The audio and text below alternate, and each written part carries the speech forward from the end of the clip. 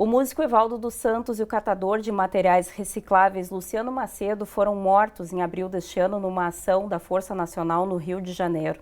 Militares alvejaram o carro em que Evaldo ia com a família para um evento familiar e este assunto ganhou notoriedade na imprensa não só nacional como na imprensa internacional. A ação militar é questionada em função do preparo ou não do Exército para atuar nas forças de apoio à polícia convencional que cuida da segurança e tenta combater toda e qualquer forma de desordem nas grandes cidades, como ocorreu no Rio de Janeiro. Hoje eu converso com o Andrei Regis de Mello, ele que é defensor público e atua em Porto Alegre, em Canoas, trabalha com uma pesquisa e inclusive fala a respeito do assunto, abordando especificamente a criminalização da população negra e a militarização nos grandes espaços. É isso mesmo, Andrei? Boa tarde. Olá, boa tarde. É um episódio assim que pelos números eles chocam bastante. São inicialmente 80 disparos que atingiram o veículo, depois houve a constatação que eram 245 disparos contra uma família negra, que se dirigia para um evento familiar, sem qualquer envolvimento com o crime, e numa ação mal sucedida. Eu até muitas vezes etiqueto essa ação como uma execução à brasileira, né?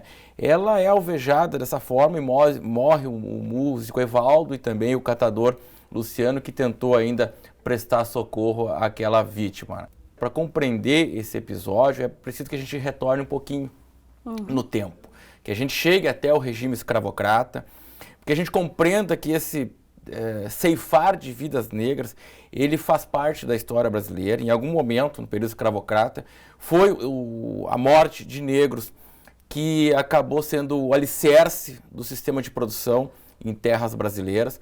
Num segundo momento, e aqui nós já chegamos ao período pós-escravatura, se achava que, não, com o discurso do mito da democracia racial, que as coisas iriam se acomodar, e muito pelo contrário, elas foram se distanciando ainda mais, porque o negro não teve acesso à escola, não teve acesso aos meios de produção, né?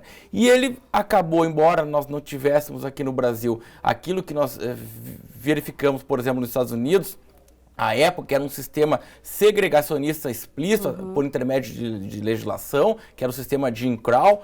Aqui no Brasil, essa ideologia de que as coisas iriam se acomodar, que tudo ia ficar uma boa com o passar dos anos, e não aconteceu.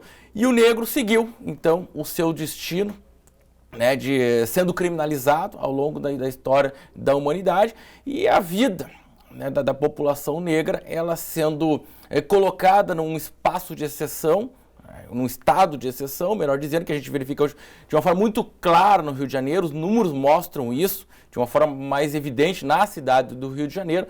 E a gente chega até esse episódio, então, onde o Evaldo perde a vida de uma forma assustadora, né?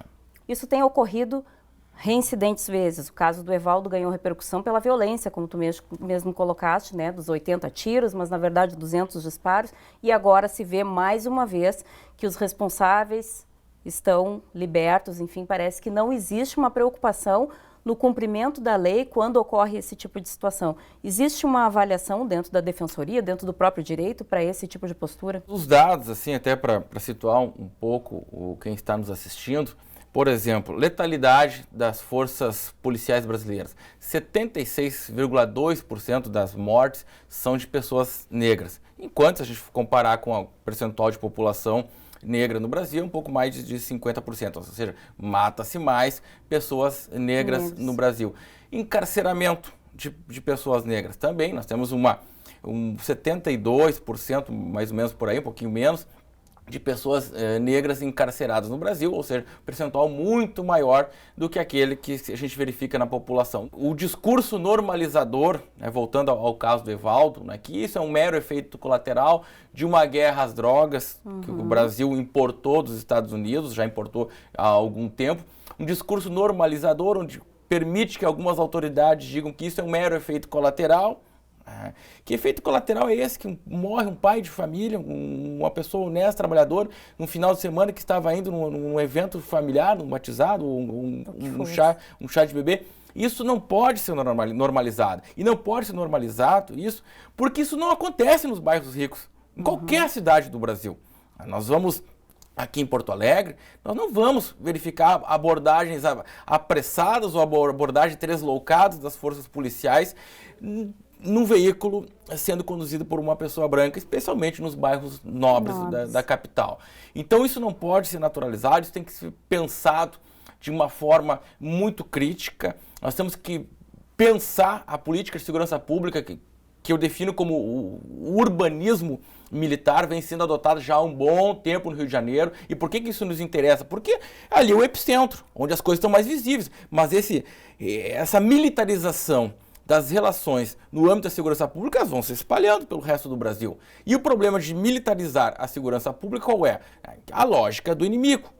Eu acabo generalizando, eu acabo tornando uma população inteira, geralmente num espaço territorial socialmente segregado, ou seja, um espaço pobre, eu acabo tornando aquelas pessoas suspeitas, indistintamente suspeitas, desconsiderando, por exemplo, o que diz o Código de Processo Penal brasileiro, que para eu revistar determinada pessoa, para fazer a busca pessoal, para olhar na bolsa de determinada pessoa, eu tenho que ter uma fundada suspeita. Eu não posso colocar uma barreira policial e tratar pessoas que estão em volta desse espaço como criminosos. Isso tem repercussões muito drásticas como eu disse, nessa relação, agentes do Estado e população, porque é uma relação de inimigos e a lógica dessa militarização é uma lógica de eliminação e a eliminação de vida. É uma lógica que acaba causando reflexo, por exemplo, na descrença ou dessa população que é formada por 99% de pessoas trabalhadoras, pessoas humildes, pessoas pobres, pessoas trabalhadoras, que estão ali desde do nascer do sol até o poente, estão colocando o pão na mesa e devem ser tratadas de forma digna, inclusive pelas forças policiais brasileiras.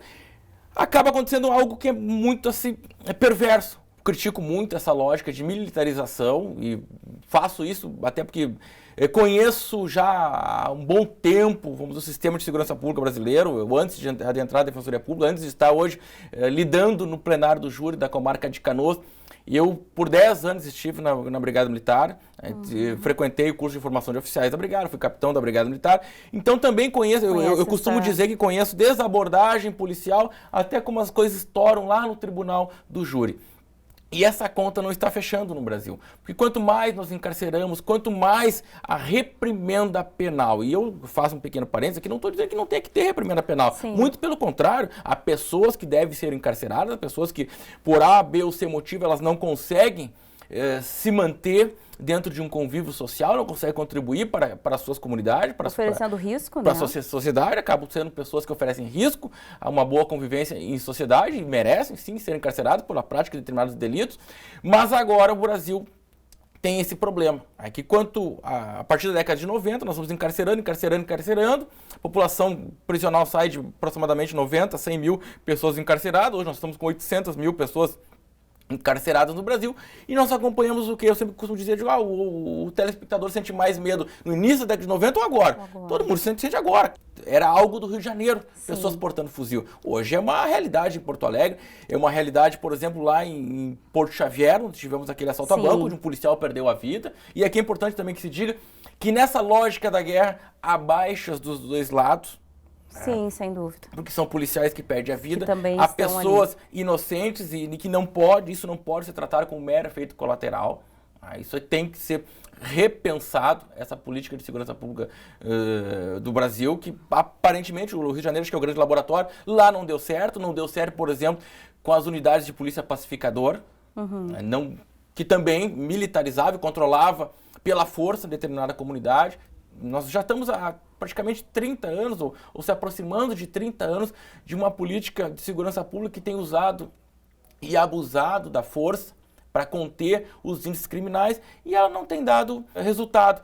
30 anos já de criminalização do racismo, né? E ainda estamos falando sobre isso, sobre as diferenças, sobre o preço alto que a população negra paga, né? Por ser negro, é incrível que pareça, mas percebe-se avanços no judiciário nesse sentido da criminalização. Essa lei é efetiva, ela tem trazido resultados. Que prova é essa que precisa se ter de que realmente está havendo o racismo, né? O ônus da prova. Como é que se pode analisar nesse contexto esses 30 anos da lei? O racismo no Brasil, ele tem um problema bastante complexo, que ele é bastante velado. Dificilmente nós vamos, de forma explícita, de forma muito escancarada, olha, o senhor não vai acessar determinado espaço social por causa da cor da sua pele. É algo muito sutil no Brasil.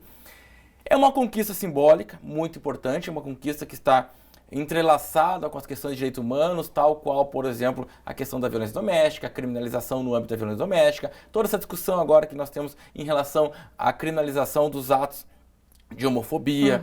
É uma conquista, é uma bandeira que precisa também, que tem a sua força simbólica dentro do direito penal, mas de alguém assim que já está há 22 anos, né, desde do meu período lá, que primeiro dia na Brigada Militar, até ontem ou até amanhã que volto para o Tribunal do Júri lá em Canoas, eu olho para o sistema penal brasileiro e eu não consigo enxergar resultados eficazes, né? Seja lá no combate, por exemplo, ao racismo, à injúria racial.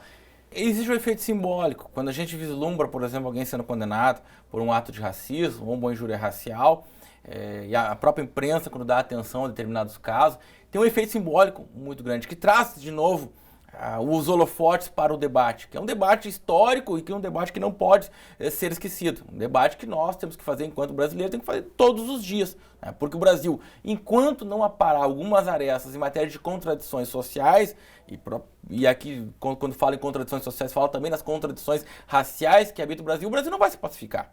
O que o episódio Evaldo nos deixa de lição?